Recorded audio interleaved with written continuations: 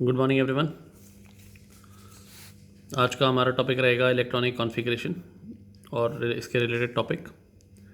Electronic configuration क्या होता है? The arrangement of electron around the nucleus in a shell. मान लो ये एटम है हमारा, तो उसमें हमने पहले बनाया न्यूक्लियस। न्यूक्लियस के चारों तरफ हम बनाते थे शेल्स। शेल्स के अंदर हम भरते थे इलेक्ट्रॉन्स। 9th में पढ़ा है ना। तो जो इलेक्ट्रॉन्स का अरेंजमेंट है इन शेल्स के अंदर, इसी को बोलते हैं हम इलेक्ट्रॉनिक कॉन्फ़िगरेशन। 9th में हमने पढ़ा है सोडियम का एटॉमिक नंबर 11 होता है। कितना होता है? 11। तो इसको हम ऐसे कुछ अरेंज करते थे 2, 8, 11। नाइट्रोजन को का एटॉमिक नंबर होता था 7, तो इसको लिखते थे 2, 5।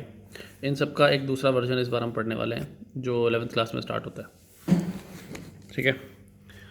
अब आपको ये मानना पड़ेगा, जैसे एक देश होता है, कंट्री होती है, उसको फर्दर कुछ भागों में डिवाइड किया जाता है, जैसे स्टेट। और स्टेट को फर्दर डिवाइड किया जाता है डिस्ट्रिक्ट में, और डिस्ट्रिक्ट में आप लोगों का घर होता है। इसी तरीके से इलेक्ट्रॉन की लोकेशन होती है अपने शेल्स में।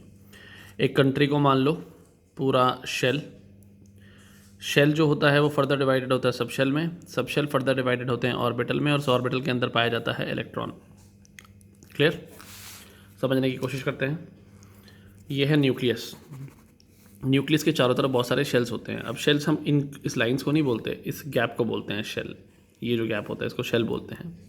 और इस शेल के फर्दर बहुत सारे चैम्बर होते हैं जिसको बोला जाता है सब शेल। ये हमारा पहला शेल हो गया, ये सेकंड शेल हो गया, ये तीसरा शेल हो गया, ये चौथा शेल हो गया। क्लियर? पहले शेल में एक सब शेल होता है। क्या याद रखोगे? पहले शेल में एक सब शेल होता है, दूसरे में 2, तीसरे में 3, चौथे में 4। ठीक है। शेल को यहाँ पे ध्यान से समझो। जो शेल होता है हमारा, उसको हम डिनोट करेंगे बेटा एन से, और सब शेल को डिनोट करेंगे एल से। ठीक है। और ऑर्बिटल को डिनोट करेंगे एम से। Shell, sub shell, orbitals. Clear? एक शेल में फर्दर कई सारे सब शेल होते हैं, और हर सब शेल में बहुत सारे ऑर्बिटल होते हैं। ये सीक्वेंस याद रहेगा जो मैंने आपको यहाँ पे लिखवाया। शेल के अंदर सब शेल के अंदर ऑर्बिटल, ऑर्बिटल के अंदर इलेक्ट्रॉन। शेल को डिनोट किया जाता है किससे? एन से। सब शेल को डिनोट किया जाता है स्मॉल एल से। ऑर्बिटल को डिनोट किया जाता है एम से। क्लियर? अब मेरी बात समझने की कोशिश करो, पहले कुछ बातों पे वापस आओ। ये जो शेल है, शेल को डिनोट किया था हमने किससे? एन से। ये पहला शेल, ये दूसरा शेल, ये तीसरा शेल और ये चौथा शेल। पहले शेल में नंबर ऑफ सब शेल जो होते हैं वो होते हैं 1, दूसरे में 2, तीसरे में 3 और चौथे में 4। आपको फॉर्मूला कैसे याद रहेगा इसका? जो शेल होता है उसको डिनोट करते हैं किससे? एन से। और जो सब शेल होता है वो एल से। एक शेल में कितने सब शेल होंगे ये आपको फॉर्मूला पता लगेगा 0 से लेके n-1 तक। पहले आप कुछ बात याद रखो। जो सब शेल होते हैं उनका अपना कुछ नाम होता है। ये सब शेल हमारे पास 4 टाइप के होते हैं। पहला सब शेल जो हर शेल में पाया जाएगा उसको बोलेंगे S, दूसरे को बोलेंगे P, तीसरे को बोलते हैं D, और चौथे को बोलेंगे F। तो 4 तरह के हमारे पास सब शेल होते हैं जो शेल के अंदर पाए जाते हैं। इन सब के लिए हमने एक L की वैल्यू फिक्स कर दी है। S के लिए L की वैल्यू हमने 0 फिक्स की है, P के लिए 1, D के लिए 2 और F के लिए 3। तो शेल के अंदर क्या है हमारा? सब शेल, और उन हर सब शेल की एक वैल्यू फिक्स है। वो किस चीज़ की वैल्यू है बेटा? L की वैल्यू है। क्लियर है? तो शेल के अंदर sub shell S, P, D, F 4 होते हैं, और सबका नंबर होता है 0, 1, 2, 3। अब इन सब शेल के अंदर फर्दर ऑर्बिटल होंगे, मतलब S सब शेल के अंदर कुछ और ऑर्बिटल पाए जाएंगे, P के अंदर कुछ और, D के अंदर कुछ और, F के अंदर कुछ और। वो कैसे निकाला जाएगा? देखो, उसका फॉर्मूला होता है -L से +L। एग्जाम्पल, अगर आपसे कोई पूछे बताओ S सब शेल में कितने ऑर्बिटल होते हैं, तो आप फॉर्मूला क्या यूज़ करोगे? -L से लेके +L, ये फॉर्मूला यूज़ करोगे। अब L की वैल्यू देखो, S के लिए आपको क्या लिखवाई हुई है? 0। तो 0 माइनस में नहीं होता ना, 0 प्लस में होता, तो 0 ही होता है ना। तो S को तो हम लिखेंगे खाली 0। अगर मुझे ये चीज़ लिखनी पड़ जाए P के लिए, तो P के लिए हमने L की वैल्यू क्या पढ़ी है अभी? P के लिए हमने L की वैल्यू पढ़ी है 1, तो हम P के लिए लिखेंगे -1, फिर लिखेंगे 0, फिर लिखेंगे +1। तो -l से +l आ गया। तो इसमें कितने नंबर आए हैं? 1, 2 और 3। तो मतलब P के अंदर कितने सब शेल और कितने ऑर्बिटल होंगे? P के अंदर ऑर्बिटल होंगे 3। S के अंदर सिर्फ 0 वैल्यू आ रही है, मतलब इसके अंदर एक ही ऑर्बिटल होगा। तो D की बात करते हैं। D के लिए आपने L की वैल्यू कितनी पढ़ी थी? D के लिए आपने L की वैल्यू पढ़ी है 2 पढ़ी है। तो यहाँ पे लिखेंगे आप -2, -1, 0, +1, +2। 1, 2, 3, 4, 5 वैल्यू निकल के आ रही हैं। तो पक्का D के अंदर कितने ऑर्बिटल होंगे? 5। F के अंदर कितने ऑर्बिटल होंगे? F की वैल्यू कितनी थी? 3। तो यहाँ लिखेंगे आप -3, -2, -1, 0, +1, +2 और +3। काउंट करेंगे 1, 2, 3, 4, 5, 6, 7। तो टोटल ऑर्बिटल इसके अंदर आ रहे हैं 7। यहाँ तक का डाउट क्लियर? तो आपने पढ़ लिया शेल के अंदर फर्दर होते हैं सब शेल नंबर निकालने का फॉर्मूला है 0 से लेके n-1। तो अगर अच्छा ये सब शेल हमारे पास 4 टाइप के होते हैं SPDF। इन सब के लिए हमने एक L की वैल्यू फिक्स की हुई है 0, 1, 2, 3। एक सब शेल में कितने ऑर्बिटल होते हैं वो निकालेंगे हम -L से +L तक। जहाँ भी आपको डाउट लगे, कुछ समझ में ना आया, स्क्रीन को पॉज करके पहले कॉपी में उतारें और फिर सुनने की कोशिश करें साथ साथ, ठीक है। अब वापस आ जाते हैं इलेक्ट्रॉनिक कॉन्फ़िगरेशन पे। ये हमारा पहला शेल था, ये दूसरा शेल है, ये तीसरा शेल है और ये चौथा शेल है। पहले शेल में कितने सब शेल निकल के आ रहे थे? 1, क्योंकि आपने फॉर्मूला यूज़ किया था 0 से लेके n-1 तक। तो 0 और n की वैल्यू कितनी होती है फन के लिए? या 1, n की वैल्यू है 1। 1 - 1 कितना हो जाएगा? 0। तो खाली 0 आएगा और 0 का मतलब होता है S, क्योंकि अभी आप L की वैल्यू पढ़ के आए हो। L की वैल्यू थी 0, 1, 2, 3। ये थी S के लिए, ये P के लिए, ये D के लिए और ये F के लिए। ऐसी था ना? तो पहले शेल में सिर्फ एक सब शेल होगा S। यहाँ पे 0 to n-1 लगाओ। 0 से लेके 0, n की वैल्यू है 2, 2 - 1 1 हुआ, तो 0 और 1, तो S हो गया 0 और ये हो गया 1। ऐसे यहाँ पे लिखेंगे तो 0 से लेके n-1, तो यहाँ हो जाएगा 0, 1, 2। 0 से S को डिनोट करते हैं, 1 से P को डिनोट करते हैं और 2 से D को डिनोट करते हैं। फिर आएगा आपके पास 0, 1, 2, 3। n-1 मतलब यहाँ 3 होगा मैक्सिमम, तो 0 से लेके 3 तक की वैल्यू। सारे सब शेल आ गए। तो शेल और सब शेल आपको क्लियर हो चुके हैं। अब सब शेल के अंदर फर्दर क्या आता था बेटा? ऑर्बिटल्स। अब यहाँ ध्यान से समझने की कोशिश करो। S इसकी वैल्यू कितनी थी? ऑर्बिटल निकालने का फॉर्मूला था ये था -L से लेके +L, 2 +L, -L से +L। L की वैल्यू कितनी है इसके लिए? 0। तो माइनस और प्लस में तो 0 होता ही नहीं है, सिर्फ और सिर्फ किस में होता है? 0, 0 ही होता है।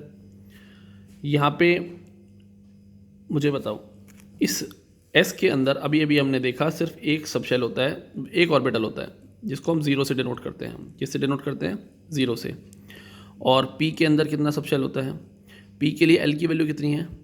1। तो -1, 0, +1।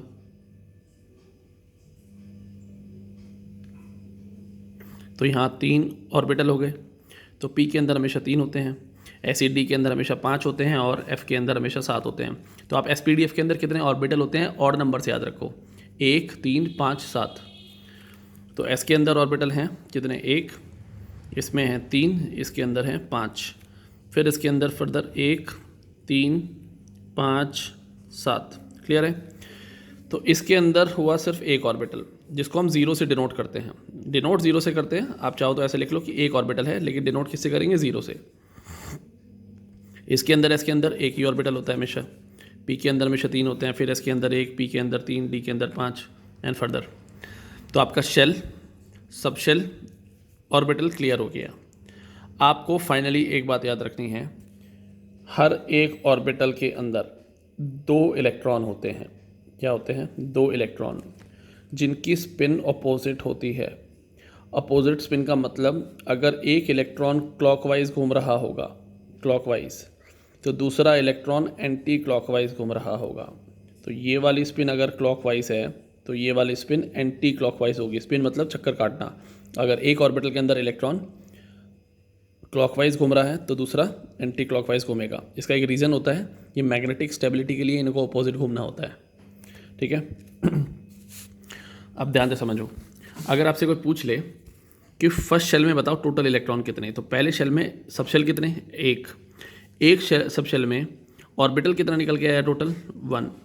और एक ऑर्बिटल में अभी अभी हमने पढ़ा कि कितने इलेक्ट्रॉन हो सकते हैं, मैक्सिमम 2। एक ऑर्बिटल में मैक्सिमम 2 इलेक्ट्रॉन हो सकते हैं। पहले इस बात को कहीं ना कहीं नोट कर लो। एक ऑर्बिटल में कितने इलेक्ट्रॉन, 2। पहला शेल, उसमें एक ही सब शेल, उस एक सब शेल में कितने ऑर्बिटल, एक ऑर्बिटल, तो उस एक ऑर्बिटल में टोटल इलेक्ट्रॉन कितने हुए, 2। तो कहीं ना कहीं हम बताओ पहले शेल में हमेशा सिर्फ और सिर्फ 2 इलेक्ट्रॉन भरे जाएंगे। Very good.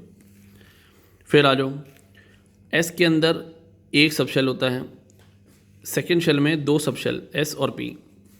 एस सब शेल जो होता है इसमें ऑर्बिटल कितना होता है, 1, और पी में ऑर्बिटल होते हैं 3। ठीक है। हम चाहें तो इसको ऐसे बना सकते हैं, इसके अंदर एक ऑर्बिटल बना लेते हैं और इसके अंदर 3 ऑर्बिटल बना लेते हैं। क्लियर। एक ऑर्बिटल में मैक्सिमम कितने इलेक्ट्रॉन भर सकते हैं हम, 2। तो यहाँ पे टोटल ऑर्बिटल इसके और इसके मिला के कितने हो गए, 4। एक में 2 भर सकते हैं तो 4 में कितने हो गए, 8। तो क्या सेकंड शेल में हम मैक्सिमम इलेक्ट्रॉन 8 भर सकते हैं। अब कुछ आपको समझ में आने लगा होगा जो आपने 9th-10th क्लास में पढ़ा था, 2, 8, 18 ऐसे इलेक्ट्रॉनिक कॉन्फ़िगरेशन भरते थे हम। चलो थर्ड शेल में आते हैं। यहाँ पर एक ऑर्बिटल, यहाँ पे 3 ऑर्बिटल, यहाँ पे 5 ऑर्बिटल, 5 और 3 8 और 1 9 ऑर्बिटल। तो मैक्सिमम इलेक्ट्रॉन कितने आ सकते हैं इसके अंदर, 18 इलेक्ट्रॉन आ सकते हैं। आगे फिर इसके अंदर कितने ऑर्बिटल हैं, 7 और 3 10 और 5 15 और 1 16 ऑर्बिटल हैं। तो इलेक्ट्रॉन एक ऑर्बिटल में 2, तो टोटल इलेक्ट्रॉन क्या 32 आ जाएंगे इसके अंदर। क्लियर। अब मैं आपको इलेक्ट्रॉनिक कॉन्फ़िगरेशन लिखने का तरीका समझाऊंगा।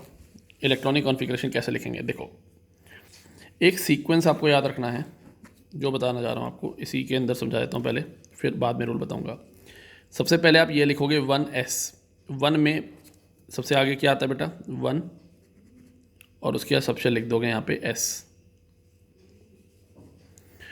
दूसरे में क्या आता है, 2s, फिर आता है 2p, तो आप यहाँ लिखेंगे 2s 2p। बस अभी लिखने का तरीका देख लो, फिर आगे समझाता हूँ कि भरते कैसे हैं इसको। फिर आएगा 3 में पहले s, 3 में फिर p और 3 में d, तो यहाँ लिखोगे आप 3s 3p और 3d। फिर आएगा 4, तो उसको आप ऐसे लिखोगे आगे कॉमा लगा के, 4s 4p 4d। आपको ये सीक्वेंस समझ में आया। मैंने क्या बनाया, पहले वाले में सिर्फ s था तो मैंने सिर्फ 1s लिखा, दूसरे वाले में s और p था तो मैंने लिख दिया दूसरे का s और दूसरे का p। फिर तीसरे वाले में s p d 3 थे, तो 3s 3p 3d लिखा। फिर 4s में 4s 4p 4d सब कुछ होता है, इवन 4f भी होता है, आप ऐड कर लेना। अभी मैं क्लियरली एक्सप्लेन करता हूँ आगे।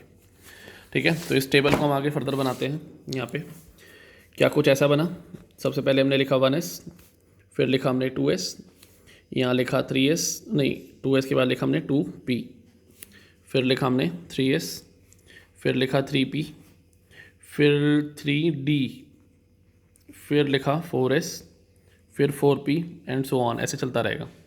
अब मेरी बात ध्यान से समझने की कोशिश करो। मैंने मान लो यहाँ लिखा 2s, तो इसमें n की वैल्यू कितनी होती है, इसके लिए n की वैल्यू कितनी है, ये जो सामने लिखा होता है ये n होता है, ये सेकेंड एनर्जी लेवल का था, तो n की वैल्यू इसके लिए कितनी हो गई 2। और s के लिए l की वैल्यू कितनी थी, क्या वो 0 थी। आपको यहाँ पे एक रूल याद रखना है, n+l रूल। क्या याद रखना है बेटा, n+l रूल। n+l रूल देखो पहले ध्यान से, पहले n+l की वैल्यू निकालना सीखो, रूल बाद में बताता हूँ। n की वैल्यू हो गई 2, मैंने लिख दिया 2। l की वैल्यू s के लिए कितनी थी, 0, तो यहाँ 2 + 0 क्या 2 के बराबर आया। Very good. अब मैं यहाँ 2s के लिए निकाल चुका हूँ, मुझे 2p के लिए भी निकाल सकता हूँ। क्या n की वैल्यू 2 है और p के लिए l की वैल्यू क्या 1 होती है, तो मैं इसको 3 लिखता हूँ। अब रूल समझने की कोशिश करो, n+l रूल क्या बोलता है कि किसी भी ऑर्बिटल का जो 2s है, 2s ऑर्बिटल हुआ, एक हुआ 2p ऑर्बिटल। जो 2s ऑर्बिटल है इसके अंदर n प्लस एल की वैल्यू निकल के आ रही है 2, और इसमें 2p के अंदर n प्लस एल की वैल्यू निकल के आ रही है 3। जिसकी n प्लस एल की वैल्यू कम होगी वो पहले लिखा जाएगा, और जिसकी n प्लस एल की वैल्यू ज़्यादा होगी वो बाद में लिखा जाएगा।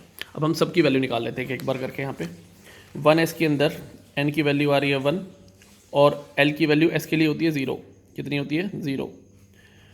2 प्लस 0, यहाँ लिखेंगे 2 प्लस 1, यहाँ लिखेंगे 3 प्लस 0, यहाँ लिखेंगे 3 प्लस 1, यहाँ लिखेंगे 3 प्लस 2, यहाँ लिखेंगे 4 प्लस 0, यहाँ लिखेंगे 4 प्लस 1। लिखा। इसका सम आया हमारे पास क्या? 1, यहाँ आया 2, यहाँ आया 3, यहाँ भी आया 3, यहाँ आया 4, यहाँ आया 5, यहाँ आया 4, और फिर से यहाँ पर आया 5।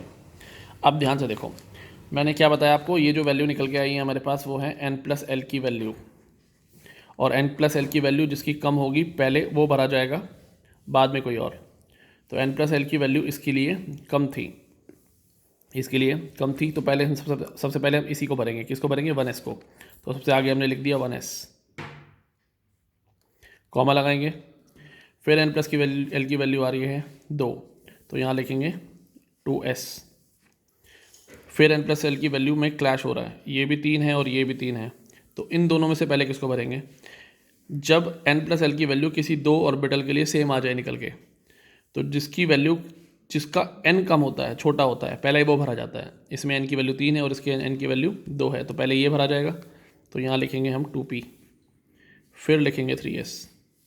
तो 1s 2s 2p, फिर आया 3s, फिर आया 3p, क्या आ गया? 3p। यहाँ भी कॉमा लगा लो। 3p तक हमारा हो गया। अब इसके बाद देखो हमारा 3d आता है और फिर 4s आता है। तो 4s की वैल्यू देखोगे आप कम है और 3d की ज़्यादा, तो हम पहले 4s लिखते हैं, 4s, और फिर लिखेंगे 3d। कोई दिक्कत तो नहीं है, यहाँ तक की बात क्लियर है। और उसके बाद लिखेंगे आप 4p। ऐसे बहुत सारा चलता रहता है। आपके सिलेबस में आपको जो पढ़ना है वो 30 इलेक्ट्रॉन तक भरने सीखने हैं, 30 एटॉमिक नंबर तक आपको इलेक्ट्रॉनिक कॉन्फ़िगरेशन सीखनी है। अब मुझे एक बात बताओ, क्या मैंने अभी आपको समझाया था कि s के अंदर मैक्सिमम एक ऑर्बिटल होता है? s सबशेल में कितने ऑर्बिटल होते हैं? एक, और एक ऑर्बिटल में कितने इलेक्ट्रॉन? 2। तो s में मैक्सिमम कितने इलेक्ट्रॉन भर सकते हैं हम? 2। p के अंदर हमने पढ़ा था 3 ऑर्बिटल होते हैं। p एक सबशेल था, इसके अंदर 3 ऑर्बिटल थे, 3 ऑर्बिटल थे। और p के अंदर अगर 3 ऑर्बिटल हैं, p के अंदर अगर 3 ऑर्बिटल हैं तो इलेक्ट्रॉन कितने आ जाएंगे? 6। d के अंदर कितने ऑर्बिटल हैं? 5, तो इलेक्ट्रॉन कितने आ जाएंगे? 10। f के अंदर कितने ऑर्बिटल थे? 7, तो इलेक्ट्रॉन कितने आ जाएंगे? 14। यहाँ तक याद रखोगे। ये है 1s, s के अंदर मैक्सिमम इलेक्ट्रॉन कितने? 2। तो जब भी हम इलेक्ट्रॉनिक कॉन्फ़िगरेशन भरेंगे तो 1s2 ऊपर लिख देंगे, फिर 2s2, 2p, 6 मैक्सिमम हो सकते हैं।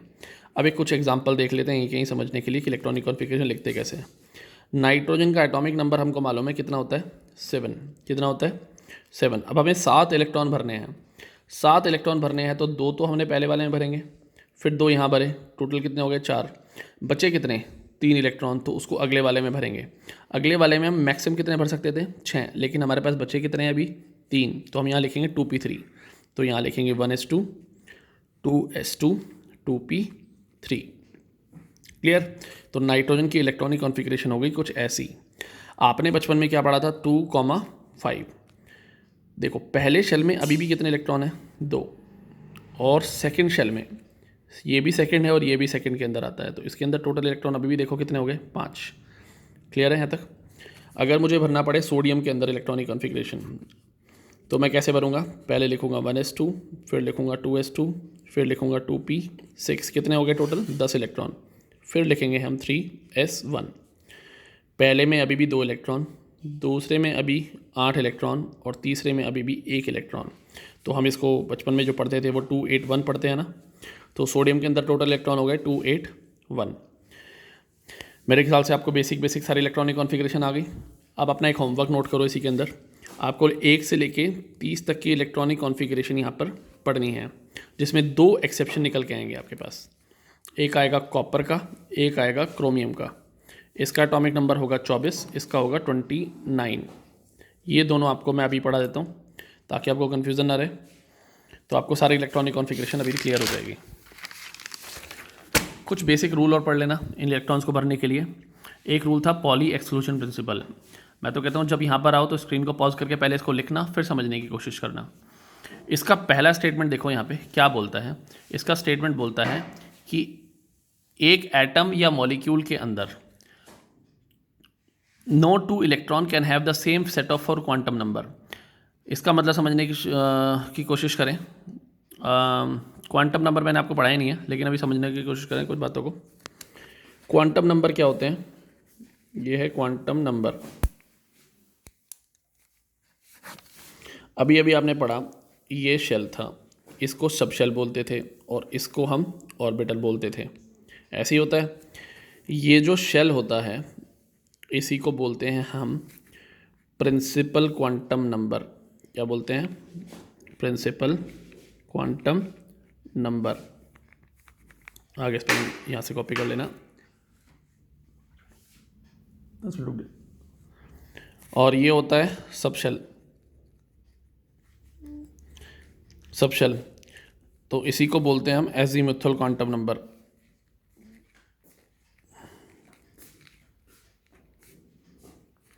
Spelling AZIMUTHAL, azimuthal quantum number. ठीक है, इसको बोलते हैं ऑर्बिटल। ऑर्बिटल का जो वैल्यू होती है इसी को बोलते हैं हम, एम से नोट करते हैं, इसको बोलते हैं magnetic quantum number. M magnetic quantum number. तो NLM एक और क्वांटम नंबर होता है जिसको बोलते हैं S, इसको बोलते हैं spin quantum number. Spin quantum number. अब मुझे एक बात बताओ, मैंने आपको सबका फॉर्मूला समझा दिया। N तो 0 1 2 3 जो शेल होते हैं उसी को बोलते हैं। उसके अंदर कितने सब शेल होते हैं इसका फॉर्मूला भी आपको मैंने लिखवाया था, 0 से लेके N-1 तक। ये हो गया एक शेल में कितने सब शेल होते हैं निकालने का तरीका। और L की अपनी वैल्यू थी कुछ। L की वैल्यू कितनी थी? L की वैल्यू थी 0 1 2 3। 0 थी S के लिए, 1 थी P के लिए, 2 थी D के लिए और 3 थी F के लिए। क्लियर? शेल सब शेल का क्लियर हुआ। हर सब शेल में क्या होते हैं? ऑर्बिटल। S सब शेल में फर्दर कितने ऑर्बिटल निकल के आए थे हमारे पास? 1। P में कितने आए थे? 3। D में कितने आए थे हमारे पास? 5। और F में कितने आए थे? 7। और हर ऑर्बिटल में कितने इलेक्ट्रॉन भर सकते थे हम? 2। एक ऑर्बिटल है यहाँ पे तो कितने इलेक्ट्रॉन? 2। यहाँ 3 ऑर्बिटल तो कितने इलेक्ट्रॉन? 6। इसमें 10, इसमें 14। क्लियर है कि नहीं? ओके। ये जो रूल है, अब इसको ध्यान से पढ़ो। ये रूल है, ये बोलता है कि किसी भी एटम के अंदर किसी 2 इलेक्ट्रॉन के ये चारों क्वांटम नंबर सेम नहीं हो सकते। फॉर एग्जांपल अगर मैं बात करता हूँ यहाँ पे 2p4 की, इस 2p4 को ध्यान से समझने की कोशिश करो। क्या ये सेकंड शेल का p सब शेल है? और p के बारे में समझाया। p के अंदर आपको पास अभी बताया मैंने आपको कितने ऑर्बिटल होते हैं? 3। p के अंदर कितने ऑर्बिटल होते हैं? 3। ये शेल था, ये सब शेल था, तो ये ऑर्बिटल था। p के अंदर होते हैं ऑर्बिटल 3। अगर p के अंदर 3 ऑर्बिटल होते हैं तो इसमें इलेक्ट्रॉन कितने भर सकते हैं हम? 6 मैक्सिमम। यहाँ पर हमें कितने भरने हैं? 4। तो पहले यहाँ एक इलेक्ट्रॉन भरते हैं, यहाँ दूसरा इलेक्ट्रॉन भरते हैं, यहाँ तीसरा इलेक्ट्रॉन भरते हैं। ये अगले ही रूल में समझाऊंगा आपको। पहले हर ऑर्बिटल में एक एक इलेक्ट्रॉन डाला जाता है, फिर उसके बाद पेयरिंग करनी शुरू करते हैं। ठीक है, तो ऐसे नहीं कि आप 2 इलेक्ट्रॉन सीधा उठा के यहाँ भर दो। पहले एक इलेक्ट्रॉन भरोगे, फिर दूसरा, फिर तीसरा, फिर पेयरिंग करना शुरू करोगे आप। तो जब पहले उसमें 2 इलेक्ट्रॉन आ गए, जब पहले वाले में 2 इलेक्ट्रॉन आ गए तो ये 2p4 हो गया। अब समझने की कोशिश करो इसके अंदर क्या होता है। अगर मैं इन 2 इलेक्ट्रॉन की भी बात करूं तो इनका ये 2p है। अब देखो मैं आपको एक चीज़ और एक्स्ट्रा समझाना चाहता हूं जो मैंने अभी समझाई नहीं है, आगे फर्दर टॉपिक में समझाऊंगा कि ऑर्बिटल्स जो होते हैं उनके भी अपने नाम होते हैं। फॉर एग्जांपल ये p सबशेल है। p सबशेल के जो 3 ऑर्बिटल होते हैं इसको हम बोलते हैं px, इसको बोलते हैं py और इसको बोलते हैं pz। px ऑर्बिटल के अंदर 2 इलेक्ट्रॉन जो हैं, किसी भी 2 इलेक्ट्रॉन का क्या सेम नहीं हो सकता?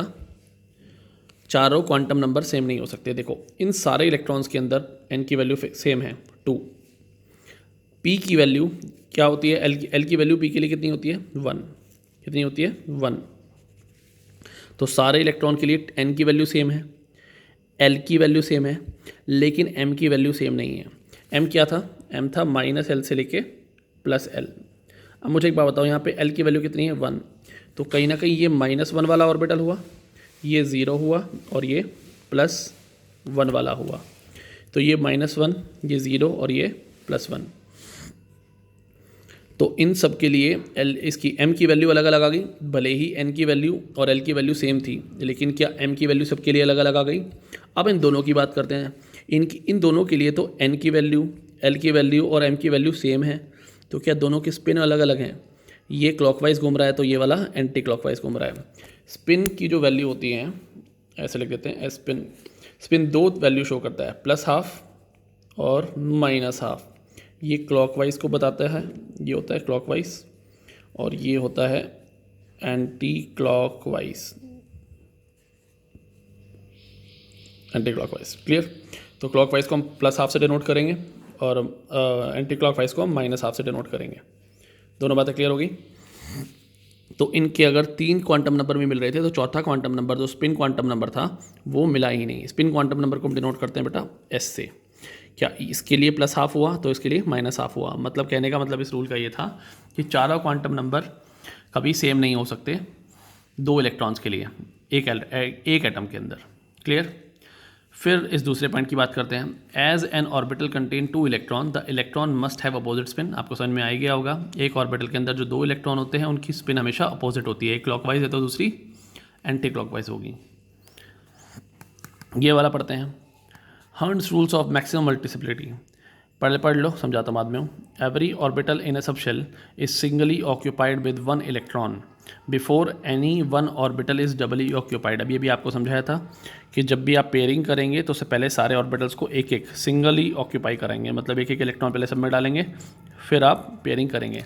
अगर यहीं पर आपको पढ़ना पड़ता है डी के बारे में, तो डी के अंदर अभी आपने पढ़ा डी सब शेल के अंदर कितने ऑर्बिटल होते हैं 5, 1 2 3, यहाँ बना लेते एक और 3 और 2 5।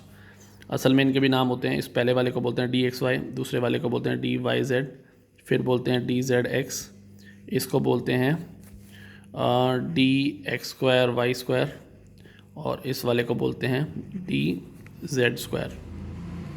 क्लियर। ये 5 ऑर्बिटल हो गए। तो ऐसी 5 ऑर्बिटल में के अंदर अगर मुझे इलेक्ट्रॉन भरने पड़े, मान लो मुझे भरना पड़ा D7, तो पहले एक इलेक्ट्रॉन यहाँ भरूँगा, फिर दूसरा यहाँ भरूँगा, तीसरा यहाँ भरूँगा, चौथा यहाँ पे, 5वां यहाँ, फिर छठा यहाँ पे और फिर 7वां यहाँ पे। D7 ऐसे भरा जाएगा। तो हम पहले सारे इलेक्ट्रॉन्स को हाफ फिल बनाते हैं, मतलब हाफ, 2 तरह की कॉन्फ़िगरेशन होती है, एक हाफ फिल्ड और एक फुल फिल्ड। डी के अंदर टोटल ऑर्बिटल कितने 5, तो एक इलेक्ट्रॉन सबके अंदर चला जाए तो D5 हो जाएगा और D10 configuration full fill configuration होगी। बट डी के अंदर कितने ऑर्बिटल होते हैं 5, तो मैक्सिमम इलेक्ट्रॉन हम कितने भर सकते हैं 10। तो जब सारे के सारे भरे हों तो फुल फिल और जस्ट आधे भरे हों तो हाफ फिल। क्लियर। तो अब इस डेफिनेशन को पढ़ लो एक बार और। Every orbital in a subshell is singly occupied with 1 electron before 1 orbital is doubly occupied and all electron in singly occupied orbital have same spin. और हाँ, जब हमने सारे ऑर्बिटल्स को पहले भरा तो सबको मैंने पहले क्लॉकवाइज भरा, फिर एंटी क्लॉकवाइज भरना शुरू किया, तो सबकी सेम स्पिन होनी चाहिए जब सिंगली ऑक्यूपाई होते हैं। मेरे हिसाब से आपको यहाँ तक के बात सारी क्लियर हो चुकी है। अब एक रूल और होता है, that is called Aufbau rule. नहीं, अभी मत समझो इसको, ठीक है। यहाँ तक अब समझ में आया। अब आपको करना क्या है, अब आपको एक्सेप्शंस देखने हैं कुछ चीज़ों के। एक देखना है 24 एटॉमिक नंबर का कॉन्फ़िगरेशन, एक देखना है 29 एटॉमिक नंबर का कॉन्फ़िगरेशन। एटॉमिक नंबर 24 लिखना है आपको, तो सबसे पहले आप सीक्वेंस लिखा करो, 1s 2s 2p, ऐसी था ना कुछ, फिर था 3s, फिर था 3p, ये 2p है, 1s 2s 2p 3s 3p, फिर था 4s और फिर था 3d। इसमें n+l की वैल्यू 4 थी और इसमें n+l की वैल्यू 5 थी, तो बाद में लिखते हैं इसको। हमें कितने इलेक्ट्रॉन भरने हैं 24। अगर मैं नॉर्मली भरूं तो s के अंदर कितने इलेक्ट्रॉन 2, फिर इस s के इलेक्ट्रॉन कितने 2, p के अंदर मैक्सिमम इलेक्ट्रॉन कितने 6, s के अंदर कितने इलेक्ट्रॉन 2, पी के अंदर कितने 6 यही होते हैं। फिर एस के अंदर कितने इलेक्ट्रॉन आते हैं 2। पहले यहाँ तक नंबर ऑफ़ इलेक्ट्रॉन गिन लेते हैं। 2 2 4, 4 और 6 10, 10 और 2 12, 12 और 6 18, 18 और 2 20। हमें कितने भरने हैं 24, 20 भर चुके हैं। तो कितने आ जाएंगे यहाँ पे 4 और आ जाएंगे। अगर मैं इलेक्ट्रॉनिक कॉन्फ़िगरेशन एटॉमिक नंबर 24 जो कि कॉपर की होती है, इसको मैं ऐसे लिख दूँ,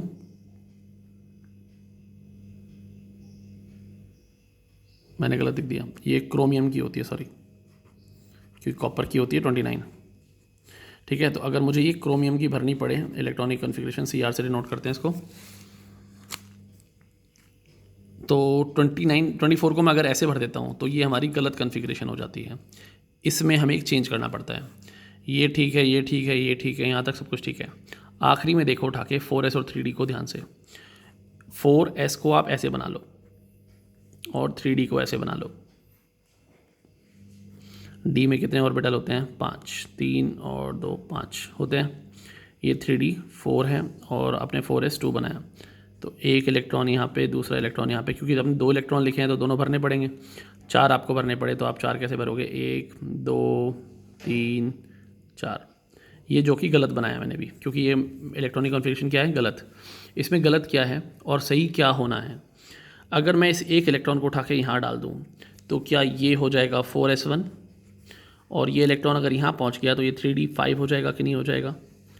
बोला ये जाता है, देखो एस के अंदर तो मैक्सिमम 2 इलेक्ट्रॉन आ सकते थे, तो क्या ये फुल फिल है, लेकिन ये हाफ फिल्ड भी नहीं हो पाया। इसमें एक इलेक्ट्रॉन और आ जाता तो ये हाफ फिल हो जाता। बोला ये जाता है कि हाफ फिल्ड और फुल फिल्ड कॉन्फ़िगरेशन ज़्यादा स्टेबल होते हैं बाकी सारी कॉन्फ़िगरेशन के मुकाबले। तो अगर ये अपना इलेक्ट्रॉन उठा के इसको दे देगा तो ज़्यादा स्टेबल हो जाएगा, क्योंकि ये भी हाफ फिल्ड हो गया और ये भी हाफ फिल्ड हो गया, तो ये ऐसे रहना पसंद करता है। तो अगर मुझे यहाँ पे 24 एटॉमिक नंबर की इलेक्ट्रॉनिक कॉन्फ़िगरेशन लिखनी पड़े तो मैं कैसे लिखूँगा, 1s2, 2s2, 2p6, 3s2, 3p6, कितने हो गए 6 और 6 12 और 6 18। फिर लिखेंगे 4s2 20 के बाद 4, यहाँ 4s2 ना लिख के क्या लिखेंगे 4s1 और सामने लिख देंगे 3d5, जबकि पहले हमने क्या लिखा था 4s2 3d4, अब क्या हो गया 4s1 3d5। ऐसे ही आप 29 का करके देखेंगे तो आएगा 1s2, 2s2, 2p6, 3s2, 3p6, यहाँ आ जाएगा। अगर आप नॉर्मली भरते तो 6 6 12 और 6 18, और यहाँ आप भर देते 2 20 और 9 रह गए हैं। डी के अंदर मैक्सिमम 10 आ सकते हैं तो आप 3d9 लिख देते, लेकिन इसको हम चेंज कर दें और एक इलेक्ट्रॉन यहाँ ट्रांसफ़र कर दें तो ये क्या 4s1 रह जाएगा और ये हो जाएगा 3d10। अब ये हो गया फुल फिल और ये हो गया हाफ फिल। तो ये वाला जो इलेक्ट्रॉनिक एटॉमिक नंबर है वो किसका है, कॉपर का। तो कॉपर क्रोमियम एक्सेप्शन होते हैं। 1 से लेकर 30 तक एटॉमिक नंबर आप याद करेंगे और ख़ुद लिखेंगे कॉपी में। आगे का काम नेक्स्ट वीडियो में बताता हूँ, तब तक के लिए बाय बाय।